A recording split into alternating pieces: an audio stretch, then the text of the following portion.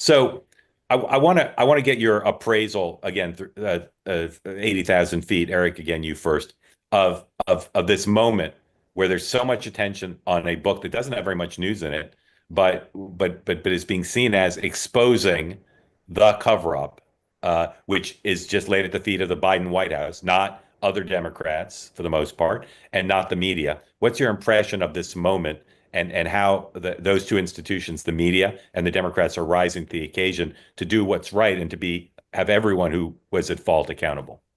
Look, Alex Thompson is one of the reporters who the Biden White House didn't particularly care for because Yeah, he was pretty consistent. Jake has come out now and said that he should have covered it more. A lot of conservatives very upset with him for the coverage he did give it and the dismissiveness sometimes of the coverage. But at the bottom line, the book, I haven't read it yet. I apparently have a copy coming tomorrow, an embargo copy, but I don't think it's going to answer the big question, which in my mind is how is it that 70% of Americans going back to 2021 had concerns about Joe Biden's mental capacity and the media did not and routinely dismissed anyone who suggested there were problems? How is it the American people could know without White House sources and the media now says, well, our sources weren't telling us, so we didn't know? yeah. Ileana, this is the way Eric framed it. If you haven't read the piece Eric wrote today about this, please do. Jake Sullivan, the president's national security advisor, one of the anecdotes in the book was claimed the president didn't know Jake's name. Jake was at an event today. We'll play the sound bites in just a minute. But this is the thing. Reporters ask Democrats, did you know? Did you meet with the president in private? That's not the right question because you didn't need secret sources or private meetings to know the president had mental decline. So why is it the media keeps asking these Democrats if they saw it? Why aren't they saying you did see it? How could you not have said anything?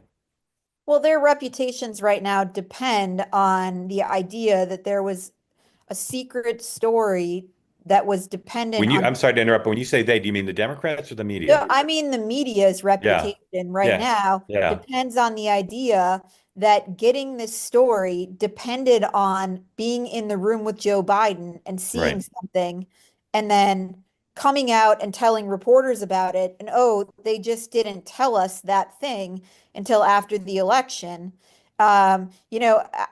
I did a little research before this. I was looking back at the Beacon. We started doing a weekly video series, Biden Senior Moments, Yeah, back in July of 2022.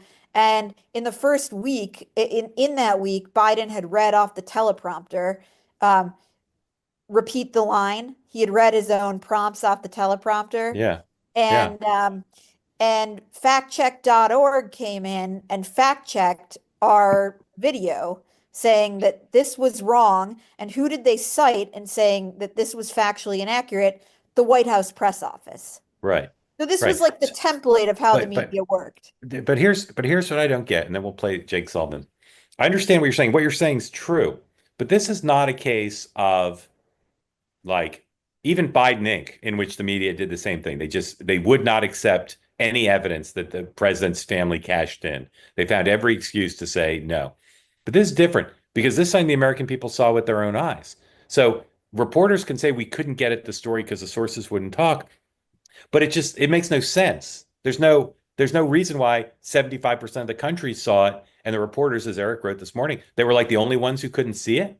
It just doesn't make any sense. I can't think of an analog, which is why I say it's the biggest media scandal in the country. I can't think of an analog for this. That was a delicious video experience. I think you'll agree. Now, what you need to do in return for getting to enjoy that is hit the subscribe button, be part of the two-way community, never miss a thing.